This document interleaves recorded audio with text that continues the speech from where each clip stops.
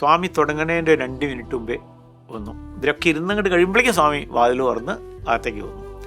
അകത്തേക്ക് വന്ന് അങ്ങനെ ഇരുന്നു. ഓ, ഇത്ര പേരുണ്ട് എന്നുണ്ട്. ഞങ്ങൾ ഇരിക്കുന്നതിൻ്റെ ആ നേരെ മുമ്പിൽ സ്വാമി വന്ന് നിന്നിട്ട് പറഞ്ഞു, ഒരാളെ ചൂണ്ടിക്കാണിച്ചിട്ട് പറഞ്ഞു, ഇയാളുടെ പാട്ട്, ഇന്തോനേഷ്യ എന്ന് പറയുമ്പോൾ മുസ്ലിംസ് ആണല്ലോ അധികം വരുള്ളത് മുഴുവനെ, പ്രൊനൗൺസിയേഷൻ നിങ്ങൾ പാടുന്ന മാതിരി പാടും, കേട്ടോളൂ എന്ന് സ്വാമി പറഞ്ഞു. ഇതാണ് സ്വാമി പറഞ്ഞത്. അപ്പം നിങ്ങൾ വിചാരിക്കും പുറത്തുള്ളവർക്കൊക്കെ എത്ര കുറച്ച് പേർക്ക് ഇൻ്റർവ്യൂ കിട്ടുന്നുള്ളൂ. സ്വാമി പറയുകയാണ്, ഞാൻ എല്ലാവർക്കും ഇൻ്റർവ്യൂ കൊടുക്കുന്നുണ്ട്. എങ്ങനെയാണെന്നാണ് നിങ്ങൾ ചോദിക്കുന്നത്. അപ്പം സ്വാമി പറയുകയാണ്, ത്രൂ ഭജൻ.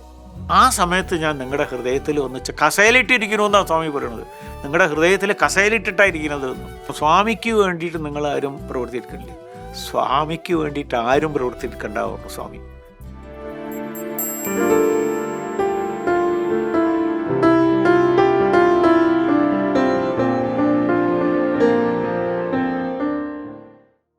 സ്വാമിക്ക് ചിത്തച്ചോര യശോദാ കെ ബാൽ എന്നുള്ള പാട്ട് എല്ലാവർക്കും അറിയാം. പിന്നെ സ്വാമിനെ പാടാൻ തുടങ്ങിയത് ചുരുക്കത്തിൽ 100 പ്രാവശ്യത്തിൽ മേലെ ഭജന നടക്കുന്ന സമയത്ത് സ്വാമി പോയിന്റ് ഔട്ട് ചെയ്തിട്ട് ചിത്തച്ചോര എന്ന് പറയും. അങ്ങനെ പറഞ്ഞു ഒരു പോരാ, അത്ര എപ്പോൾ വന്നാലും അതെ ഒരു പ്രാവശ്യം പറയും.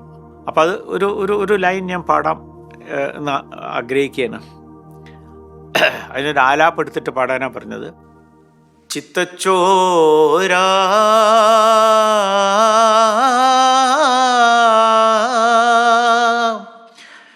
യശോദാ കെ ബാൽ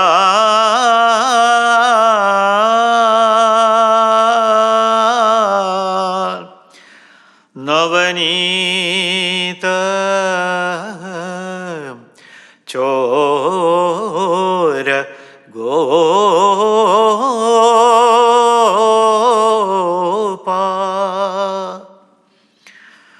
ഗോപാൽ ഗോപാൽ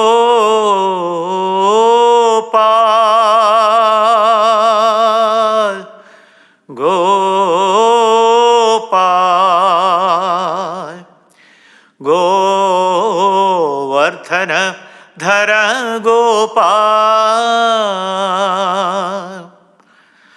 ഗോപാൽ ഗോപാൽ ഗോപാൽ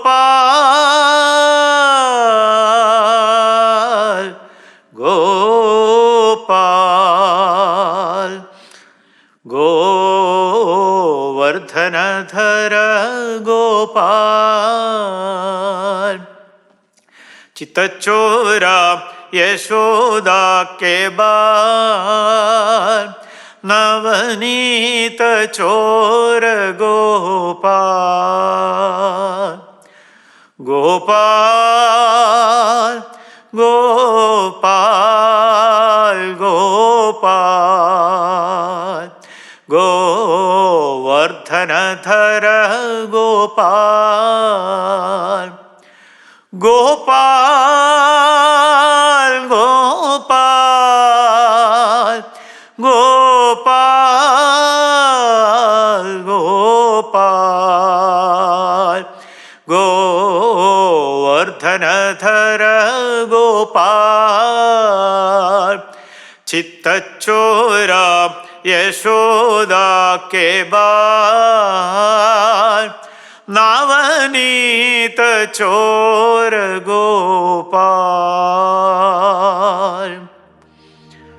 ഓരോ ഭജന പാടുമ്പോഴും സ്വാമീനെ മുമ്പിൽ കാണുകയാണ് ചെയ്യുന്നത്. എന്നുവെച്ചാൽ അത്രയും കൊല്ലം സ്വാമിയുടെ മുമ്പിൽ പാടാനുള്ളൊരിത് വരുമ്പോൾ നമ്മൾ എങ്ങനെ അങ്ങോട്ട് ആക്കിക്കൊണ്ടിരിക്കുകയാണ്. ഓരോ പാട്ട് പാടുമ്പോൾ സ്വാമി പറയാറുണ്ട്. ഞാനിപ്പോൾ ഒരു ഓർമ്മ വരികയാണ്.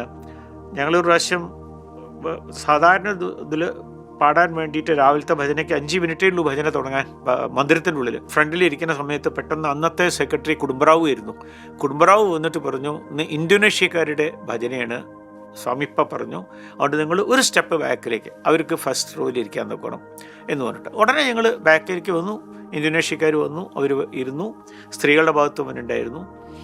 അതിന് സ്വാമി തുടങ്ങണേൻ്റെ 2 മിനിറ്റ് മുമ്പേ വന്നു. ഇതിലൊക്കെ ഇരുന്നങ്ങോട്ട് കഴിയുമ്പോഴേക്കും സ്വാമി വാതിൽ തുറന്ന് അകത്തേക്ക് വന്നു. അകത്തേക്ക് വന്നങ്ങനെ ഓ ഇത്ര പേരുണ്ട് എന്നുണ്ട്. ഞങ്ങൾ ഇരിക്കുന്നതിൻ്റെ ആ നേരെ മുമ്പിൽ സ്വാമി വന്ന് നിന്നിട്ട് പറഞ്ഞു, ഒരാളെ ചൂണ്ടിക്കാണിച്ചിട്ട് പറഞ്ഞു, ഇയാളുടെ പാട്ട്, ഇന്തോനേഷ്യ എന്ന് പറയുമ്പോൾ മുസ്ലിംസ് ആണല്ലോ അധികം വരുള്ളത് മുഴുവനെ, പ്രൊനൗൺസിയേഷൻ നിങ്ങൾ പാടുന്ന മാതിരി പാടും, കേട്ടോളൂ എന്ന് സ്വാമി പറഞ്ഞു. ഇതാണ് സ്വാമി പറഞ്ഞത്. അതേ പ്രൊനൗൺസിയേഷനിൽ ഭാവത്തോടുകൂടി പാടുന്നു. അപ്പോൾ ഇവർക്ക് മനസ്സിലായി ഞങ്ങളോട് തമിഴിലാണ് സംസാരിക്കുക സ്വാമി, എന്തോ ഇതിനെ പറ്റിയിട്ട് സംസാരിച്ചു എന്നുള്ളത് ഇവർക്ക് മനസ്സിലായി, എന്താണെന്നും അറിയില്ലല്ലോ. ഇത് കഴിഞ്ഞ് ഇയാളുടെ ഊഴം വന്നു, അയാളുടെ ചാൻസ് വന്നിട്ട് അയാൾ പാടാൻ തുടങ്ങി. ഒരു കൃഷ്ണൻ്റെ ഭാഗത്താണ് അദ്ദേഹം പാടിയത്, അയാൾ പാടിയത് അസലായിട്ട് പാടി, ശരിക്കുള്ള പ്രൊനൗൺസിയേഷൻ. അപ്പോൾ സ്വാമി ആ ത്രോണിൽ ഇരുന്നിട്ട് ഞങ്ങളുടെ മുഖത്ത് നോക്കിയിട്ട്, ഞാൻ പറഞ്ഞത് ശരിയല്ലേ എന്നുള്ള മാതിരി ഉണ്ടല്ലോ, സ്വാമിയുടെ കണ്ണുകൊണ്ടൊരു ആംഗ്യം കാണിക്കലുണ്ട്. ഇതൊക്കെ നമ്മുടെ മുമ്പിൽ വരികയാണ്. ഇത് കഴിഞ്ഞ് ഭജന കഴിഞ്ഞ് സ്വാമി അകത്തേക്ക് പോയിട്ട് ഇവർ നമ്മുടെ ചുറ്റും കൂടി. എന്തോ സ്വാമി നമ്മളെ പറ്റി പറഞ്ഞ, എന്താണ് പറഞ്ഞ, എനിത്തിങ് ബാഡ് അബൌട്ട് അസ് എന്ന് ചോദിച്ചു. അപ്പം ഞാൻ പറഞ്ഞു, ഇതാണ് ഉണ്ടായത്.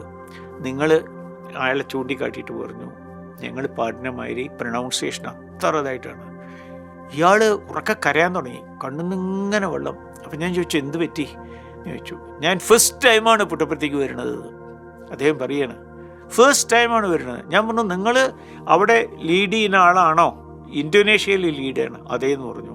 സ്വാമി അവിടെ വന്ന് കേൾക്കുന്നുണ്ട്. സ്വാമി എപ്പോഴും പറയാറുണ്ട്, നിങ്ങൾ എവിടെ ഇരുന്ന് ഭജന പാടിയാലും പക്ഷെ നമുക്ക് ആ അവെയർനെസ് വരണം. അതാണ് സ്വാമി എപ്പോഴും പറയണത്. നമ്മളെപ്പോഴും സ്വാമി നമ്മളിന്ന് ഒരു കരടുമായി സ്വാമിക്ക് നമ്മളെ ഓർമ്മ വരണേ, അതല്ല സ്വാമി പറയാണ്. സ്വാമി പറയാറുണ്ടല്ലോ, ഹാപ്പി ബർത്ത്ഡേ എന്ന് പറയുമ്പോൾ ഞാനെപ്പോഴും ഹാപ്പിയാണ്, നിങ്ങളാണ് ഹാപ്പി ആവേണ്ടത്. Because you are not happy. Worldly ലെവലിൽ വരുന്ന സമയത്ത് യു ആർ നോട്ട് ഹാപ്പി. ഞാൻ എന്നും ആനന്ദത്തിലാണ് കഴിയുന്നത്. അതേമാതിരി തന്നെയാണ് എവിടെ ഇരുന്ന് നമ്മൾ സമിതിയിൽ പാടുകയാണ് ശരി, മ്യൂസിക് കൺസേർട്ട് എവിടെയെങ്കിലും ആണെങ്കിൽ ശരി, പുട്ടപ്പരുത്തിയിൽ പാടുകയാണെങ്കിൽ, അതിൽ ലോകത്തിലെല്ലാവർക്കും പുട്ടപ്പരുത്തിയിൽ വന്ന് പാടാനുള്ള ആ ഒരു ഇത് കിട്ടിയിട്ടില്ല. ഇപ്പോഴാണ് പിന്നെയും ധാരാളം വരുന്നത്. പണ്ടതില്ല, ഇവിടെ പാടുന്നവർ മാത്രമേ ഉണ്ടായിരുന്നുള്ളൂ. അപ്പോൾ അവർ അതാത് സ്ഥലത്ത് പാടുന്ന സമയത്ത് സ്വാമി അത് കേൾക്കുന്നുണ്ടെന്നും ആനന്ദിക്കുന്നുണ്ട് എന്നുള്ളതിൻ്റെ ഉത്തമ ഉദാഹരണമല്ലേ പറഞ്ഞത്, അത്ര നന്നായിട്ട് പാടുണ്ടെന്ന്. ഇതൊക്കെ നമ്മൾ മനസ്സിലാക്കണം. എവിടെയെല്ലാം ആ അവെയർനെസ് നമുക്കുണ്ടാവണം. ഭഗവാൻ നമ്മുടെ കൂടെ പാടുണ്ടെന്ന് വായോണ്ട് പറഞ്ഞാൽ പോരാന്ന് സ്വാമി പറയും. ഏത് മൗത്താൽ പേശിയിട്ട് പ്രയോജനം കിടയാതെ, ഇത് ഉള്ളിലെ എന്ത് വരണം എന്ന് പറഞ്ഞിട്ട്. അപ്പം ആ ഒരു ഫീലിംഗ് ആണ് നമുക്ക് വരേണ്ടത്. ആ ഫീലിംഗ് വരണമെങ്കിൽ എന്ത് വേണം? നമുക്ക് ഭക്തി കിട്ടണം. ഭക്തി വേണമെങ്കിൽ ഇതൊക്കെ സ്വാമി പറഞ്ഞു തരണം. ഞാനൊന്നുമല്ല പറയണത്. ഭക്തി വേണമെങ്കിൽ നമുക്ക് പറയുമല്ലോ, നല്ലൊരു ഭജന കേട്ടിട്ടുണ്ടെങ്കിൽ നമ്മളെല്ലാം ആനന്ദിച്ചിരിക്കും. സ്വാമി പറയുന്ന ഒരു ദിവസം ഒരു ഇൻ്റർവ്യൂവിൽ പറയായിരുന്നു, ഞാൻ എല്ലാവർക്കും ഇൻ്റർവ്യൂ കൊടുക്കുന്നുണ്ട്. അതായത് നമ്മൾ പലരും, ഞങ്ങളും പണ്ട് വന്ന കാലത്തൊക്കെ പുറത്ത് അതിരുന്നു. ഞങ്ങൾക്ക് പിന്നെ സ്വാമി ഞങ്ങൾ വരാണ്ടയിലേക്ക് ഇരുത്താൻ തുടങ്ങിയത് കുറേ കഴിഞ്ഞിട്ടാണ്. ഐ തിങ്ക് 80s നമ്മൾ ഇരിക്കാൻ തുടങ്ങിയിട്ടുള്ളൂ. അത് അല്ല, അപ്പം നമ്മൾ പുറത്തിരിക്കുമ്പോൾ നമ്മൾ വിചാരിക്കും, അവിടെ വറാണ്ടയിൽ ഇരിക്കുന്നവർ എത്ര ഭാഗ്യവാന്മാരാണ്, സ്വാമി പുറത്തേക്ക് വന്നതാണ്. പിന്നെ ഞങ്ങൾക്ക് എന്താ പറയുക, വറാണ്ടയിൽ ഇരിക്കാനുള്ള ആ ഒരു ഇത് വന്നപ്പോൾ എനിക്ക് തോന്നി പുറത്തായിരുന്നു കുറച്ചും കൂടി വന്നതെന്ന്. ഒന്നുമില്ലെങ്കിൽ കൈയൊന്ന് നീട്ടിയിട്ട് സ്വാമിക്ക് ലെറ്റർ കൊടുക്കാം. അവിടെ ഭയങ്കര സ്ട്രിക്റ്റാണ്. സ്വാമി വന്ന് മുമ്പിൽ നിന്നിട്ട് എന്താണെന്ന് ചോദിച്ചാലേ നമുക്ക് വല്ലതും പറയാൻ പറ്റില്ല. അല്ലാതെ അത് കാണിച്ചു കൊടുക്കുക അല്ലെങ്കിൽ ഒരു വസ്തു അറിയാം. എന്തെങ്കിലും സംസാരിക്കാനുണ്ടെങ്കിൽ തന്നെ കോളേജുകാരെയിൽ ശരി, ട്രസ്റ്റുകാരെയിൽ കേട്ടോ, അന്നോ ട്രസ്റ്റൊന്നുമില്ല, ഒഫീഷ്യലായിട്ട് എന്തെങ്കിലും സംസാരിക്കുന്നുണ്ടെങ്കിൽ കയ്യിൽ വെക്കാനേ പാടുള്ളൂ. എല്ലാവർക്കും ഉള്ളതാണ്. അപ്പോൾ സ്വാമിയായിട്ട് വന്ന് ചോദിക്കണം. അപ്പോൾ നമുക്ക് പുറത്ത്, അപ്പം നിങ്ങൾ വിചാരിക്കും എന്താണ് പുറത്തുള്ളവർക്കൊക്കെ എത്ര കുറച്ച് പേർക്ക് ഇൻ്റർവ്യൂ കിട്ടുള്ളൂ. സ്വാമി പറയുകയാണ്, ഞാൻ എല്ലാവർക്കും ഇൻ്റർവ്യൂ കൊടുക്കുന്നുണ്ട്. എങ്ങനെയാണെന്നാണ് നിങ്ങൾ ചോദിക്കുന്നത്. അപ്പോൾ സ്വാമി പറയുകയാണ്, ത്രൂ ഭജൻ എന്നാണ് പറയണത്. നമ്മളൊരു ലെക്ചർ കേൾക്കുന്ന സമയത്ത് നമ്മുടെ മനസ്സിടയ്ക്ക് ഡിവിയേറ്റ് ചെയ്യും. എന്നുവെച്ചാൽ ആ ലെക്ചറിൽ നമ്മുടെ ജീവിതത്തിനോട് ഉപമിക്കാവുന്ന എന്തെങ്കിലും ഒരു കഥ വന്നാൽ അപ്പം നമ്മൾ നമ്മുടെ ജീവിതത്തിലേക്കുള്ള ആ ഒരു ഇതിലേക്ക് പോവും, ഒന്ന് ഡിവിയേറ്റ് ചെയ്യും. നേരെ മറിച്ച് നല്ലൊരു ഭജന കേൾക്കുകയാണെന്നുണ്ടെങ്കിൽ എല്ലാം മറക്കും. ജോലിയിലത്തെ പ്രോബ്ലം, വീട്ട് പ്രോബ്ലം, പൊളിറ്റിക്കൽ പ്രോബ്ലം, ഇങ്ങനെ എല്ലാ തുറകളിലും ഡോക്ടർമാർ അവരൊക്കെ വരുമല്ലോ, അതൊക്കെ നമ്മൾ മറന്നിട്ട് കംപ്ലീറ്റായിട്ട് ആ സമയത്ത് ഞാൻ നിങ്ങളുടെ ഹൃദയത്തിൽ ഒന്നിച്ച് കസേലിട്ടിരിക്കണമെന്നാണ് സ്വാമി പറയുന്നത്. നിങ്ങളുടെ ഹൃദയത്തിൽ കസേലിട്ടിട്ടായിരിക്കുന്നത് എന്ന്. എന്നിട്ട് ട്രാൻസ്ഫോർമേഷൻ തരണു. എപ്പോഴാണ് ട്രാൻസ്ഫോർമേഷൻ തരുന്നത്? നമ്മുടെ ഈ രോമം എപ്പോഴാണ് വളരുന്നത്? സ്വാമി പറയാണ്, ഇത് എപ്പോഴാണ് വളരുന്നത്? Every fraction of A second ഇത് വളർന്നുകൊണ്ടിരിക്കുന്നുണ്ട്. അതേമാതിരിയാണ് ഞാൻ നിങ്ങൾക്ക് ട്രാൻസ്ഫോർമേഷൻ തരുന്നത്. അപ്പോൾ നോക്കൂ, നമ്മൾ എത്ര ഭാഗ്യവന്മാരാണ്. ഇന്ന് ലോകത്തിൽ കോടാനുകോടി ആൾക്കാരുണ്ട്. പക്ഷെ സ്വാമിയുടെ കൊടക്കീഴിൽ സ്വാമി എത്ര പേരെ നമ്മൾ വെച്ചിട്ടുള്ളത്? ഫ്യൂ ക്രോസ് അല്ലേ? അപ്പോൾ നമ്മൾ എത്ര ഭാഗ്യവന്മാരാണ്. വെറുതെ സ്വാമിയുടെ ഡിവോട്ടിയാണ് 65 കൊല്ലമായിട്ടെന്ന് പറഞ്ഞിട്ട് കാര്യമില്ല. എവിടെ നിങ്ങൾ പുരോഗമിച്ചു? നമ്മുടെ ജീവിതത്തിൽ എവിടെയാണ് നമ്മൾ ഉയർത്തി കൊണ്ടുവരാൻ പറ്റിയത്? അത് വേണ്ട സകല അഡ്വൈസും സ്വാമി തരുന്നുണ്ട്. എത്രത്തോളം നമ്മുടെ ജീവിതത്തിലേക്ക് പകർത്തുന്നുണ്ട്, അതാണ് ഏറ്റവും ഇമ്പോർട്ടൻ്റ്. അതുണ്ടെങ്കിലേ നമുക്ക് ഗുണമുള്ളൂ. അതിനും ഭഗവാന്റെ അനുഗ്രഹം തന്നെ വേണം. പക്ഷേ അത് വേണം എന്നുള്ളൊരു വിചാരം, അപ്പം സ്വാമി കൂടി ഉണ്ട്, ഭഗവാൻ നമ്മുടെ കൂടെ ഉണ്ട് ഏത് സമയം എന്ന് വരുന്ന സമയത്ത് നമുക്ക് തെറ്റ് ചെയ്യാനോ തെറ്റ് ചിന്തിക്കാനോ തെറ്റ് പ്രവർത്തിക്കാനോ സാധിക്കില്ല. ആ വിചാരം ഉണ്ടെങ്കിൽ, ആ വിചാരം എപ്പോഴാണ് ഇല്ലാതെ വരുന്നത്? സ്വാമി പറയും, 2 മണിക്കൂർ പൂജാമുറിയിൽ ഇരുന്നിട്ട് കാര്യം, 2 മിനിറ്റ് നിങ്ങൾ എന്നെ ആ സമയത്ത് പൂർണ്ണമായിട്ട് ചിന്തിക്കുന്നുണ്ടോ? 2 മണിക്കൂർ ഇരുന്നു, പക്ഷെ കംപ്ലീറ്റ് മനസ്സ് ഭഗവാനിലേക്ക് എത്ര നേരത്തുണ്ട്? 2 മിനിറ്റ് ഉണ്ടോ? അത് കിട്ടിയാൽ മതി എന്നാണ് പറയുന്നത്. അത്രയും കിട്ടിയാൽ മതി. എന്താണ് ഹനുമാൻ ശ്രീരാമ എന്ന് പറയുമ്പോഴേക്കും ഹനുമാൻ്റെ സകല രോമകൂപത്തുനിന്നും സ്വാമി പറയുകയാണ്, സകല രോമകൂപത്തുനിന്നും വെള്ളം ഇങ്ങനെ വരികയാണെന്ന്. നമുക്കൊക്കെ കണ്ണുന്നേ വെള്ളം വരുന്നുള്ളൂ അല്ലേ? ഇടയ്ക്ക് നമ്മൾ പറയും ഉരുത്തിരിച്ചു എന്നുള്ള പറയും, അല്ല എന്തെങ്കിലും വലിയൊരു ഇതാവുമ്പോൾ. എന്നാലും പക്ഷേ ഹനുമാൻ്റെ ലെവൽ എവിടെ കിടക്കണു, നമ്മളെവിടെ കിടക്കണു? അപ്പോൾ ആ ലെവലിലേക്ക് കൊണ്ടുവരാൻ വേണ്ടിയിട്ടാണ് സ്വാമി ഇറങ്ങി വന്ന് നമ്മളെയൊക്കെ എത്തുന്നത്. അതിൽ നമ്മൾ ഏറ്റവും ഭാഗ്യവന്മാരാണ്. ഓരോരോ പോർട്ട്ഫോളിയോ തരുന്നു എല്ലാവർക്കും. എല്ലാം സ്വാമിക്ക് ഒറ്റയ്ക്ക് ചെയ്യാൻ പറ്റും. ഞാൻ അതിൻ്റെ കഥ പറയുകയാണെങ്കിൽ അത് അതിലേറെയാണ്. ഒരു കുറി സ്വാമി പണ്ട് സ്റ്റാഫിനെയൊക്കെ പാടെ വിളിക്കണം എന്ന് പറഞ്ഞു, മന്ദിരത്തിൽ ടോക്ക്. അന്നത്തെ മന്ദിരത്തിൽ ടോക്ക് എല്ലാവരും 2:30 എത്തി, സ്വാമി 3 മണിക്ക് എത്തി. അത്രയേ ഉള്ളൂ, 10-20 ആളുകൾ കഷ്ടിച്ചതുകൊണ്ട്.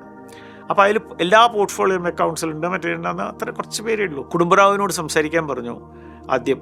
അപ്പോൾ കുടുംബറാവ് പറഞ്ഞു, സ്വാമി വളരെ ഹാപ്പിയാണ്, നിങ്ങളുടെ കുടുംബത്തിൽ എല്ലാം വിട്ട് എല്ലാവിധ സൗകര്യങ്ങൾ, ഇവിടെ നിന്ന് സൗകര്യം നിങ്ങളൊന്നുമില്ല, എന്നാലും ഇവിടെ വന്ന് സേവ ചെയ്യുന്നുണ്ടല്ലോ നിങ്ങൾ, അതിന് സ്വാമിക്ക് വളരെ ഇതാണ്.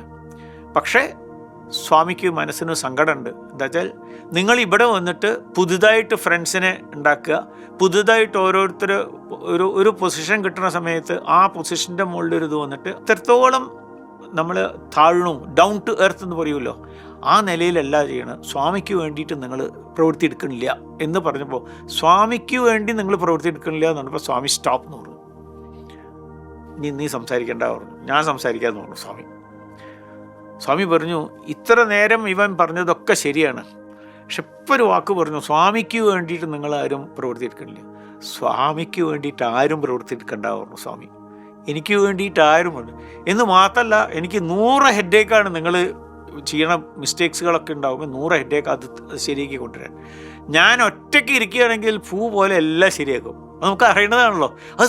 ഇതെന്താ അറിയോ, സ്വാമി പറയുന്ന സമയത്ത് നമ്മളിൽ സിമെൻ്റ് ഇട്ട് ഉറപ്പിക്കുകയാണ്. നമ്മളൊക്കെ ഒരു ഇൻസ്ട്രുമെൻ്റാണ്. എനിക്കാണെങ്കിൽ പാടാനുള്ളത്, അതുമാതിരി കോളേജിലാണെങ്കിൽ പഠിപ്പിക്കുക, അല്ലെങ്കിൽ ഇവിടെയുള്ള ഇപ്പം ഒരുപാട് വന്നിട്ടുണ്ട്, അന്ന് അതൊന്നുമില്ല. ഇതൊക്കെ നമ്മളൊരു ഇൻസ്ട്രുമെൻ്റ്. എങ്ങനെ സ്വാമി പറഞ്ഞു, ശ്രീരാമസ്വാമിക്ക് സീതാദേവീനെ നഷ്ടപ്പെട്ടപ്പോൾ എത്ര ആൾക്കാരെയാണ് ഇൻസ്ട്രുമെൻ്റായിട്ട് എടുത്തിട്ടുള്ള സീതാദേവീനെ തിരിച്ചു കിട്ടാൻ.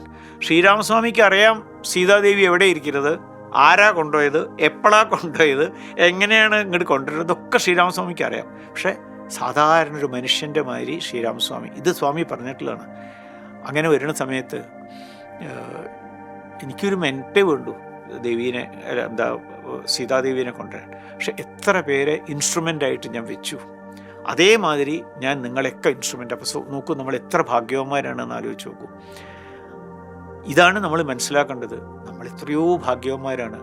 നമ്മളെല്ലാവരെയും ഓരോരോ ഇൻസ്ട്രുമെൻ്റായിട്ട് വെച്ച് നമുക്ക് ചെയ്യാൻ തക്കൊണ്ടുള്ള എല്ലാവിധ സേവ ചെയ്യാൻ, വൈസ് ചാൻസലറായാലും ശരി, ചാൻസലറായാലും ശരി, സ്റ്റേറ്റ് പ്രസിഡൻ്റായാലും ശരി, സോണൽ പഞ്ചായത്ത്, എല്ലാവരും ഒരു ഇൻസ്ട്രുമെൻ്റ്, നമ്മുടെ ഒരു ഇൻസ്ട്രുമെൻ്റ് മാത്രമേ ഉള്ളൂ എന്നുള്ളത് നമ്മൾ മനസ്സിലാക്കാനുള്ള ആ ഒരു മനസ്ഥിതിയാണ് നമുക്ക് വേണ്ടത്. ഇറ്റ്സ് ഓൺലി എൻ ഇൻസ്ട്രുമെൻ്റ് എന്നുള്ളത്. ഒരിക്കൽ സ്വാമി വൈറ്റ് ഫീൽഡ് ഉണ്ടാവുന്ന കാലത്ത്, അന്നൊന്നും ആ വൈറ്റ് ഫീൽഡൊന്നും ഒന്നുമില്ല, കാടുമായിരുന്ന സ്ഥലമാണ്. അപ്പോൾ ബാംഗ്ലൂരിൽ ഒരു MG റോഡിലൊരു എന്താണ് വൃന്ദാവൻ ഹോട്ടലുണ്ട്, അവിടെ താമസിച്ചിട്ട് ഞങ്ങൾ കാറിൽ രാവിലെയും വൈകുന്നേരം വരും, അങ്ങനെ ആയിട്ടുണ്ടായിരുന്നു. അപ്പം സ്വാമി പേഴ്സണലാണ്, അതെന്താണെന്ന് ഞാനല്ല, ഒരു അസൈൻമെൻറ്റ് നമുക്ക് ചെയ്യാൻ വേണ്ടിയിട്ട് പറഞ്ഞു.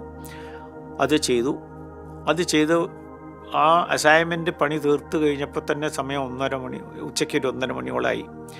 അപ്പം അച്ഛൻ അന്ന് വയസ്സ് 70 ഒക്കെ കഴിഞ്ഞിട്ടുള്ള സമയമാണ്.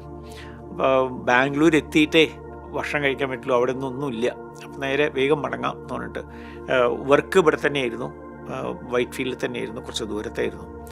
അപ്പോൾ ആശ്രമത്തിൻ്റെ തൊട്ടടുത്ത് എത്തിയപ്പോൾ ഞാൻ പറഞ്ഞു അച്ഛൻ്റെ അടുത്ത്, അച്ഛാ നമ്മളൊരു അസൈൻമെൻറ്റ് സ്വാമി തന്നതല്ലേ. അന്നത്തെ സെക്രട്ടറി രാമബ്രഹ്മം എന്ന് പറഞ്ഞിട്ടൊരാളാണ്.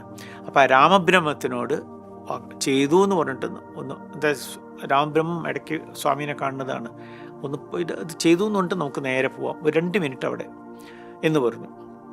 അച്ഛൻ പറഞ്ഞു ശരിയെന്ന് പറഞ്ഞു. ഞങ്ങൾ നേരെ ആശ്രമത്തിൻ്റെ ഉള്ളിലേക്ക് പോയി. രാമബ്രഹ്മ ഇരിക്കുന്നതിൻ്റെ ഇതിലേക്ക് പോയിട്ട് ഞാൻ പറയാൻ പുറപ്പെടാകുമ്പോഴേക്കും രാമബ്രഹ്മം പറഞ്ഞു, ഡോണ്ട് ടോക്ക് നോ എനിത്തിങ്, സ്വാമി 2 പ്രാവശ്യമായി ആളെ അയക്കുന്നു, അവർ വന്നു ചോദിച്ചിട്ട് വേഗം പോവൂ, സ്വാമിയുടെ വീട്ടിലേക്ക് ഉടനെ പോവെന്ന് പറഞ്ഞിട്ട്.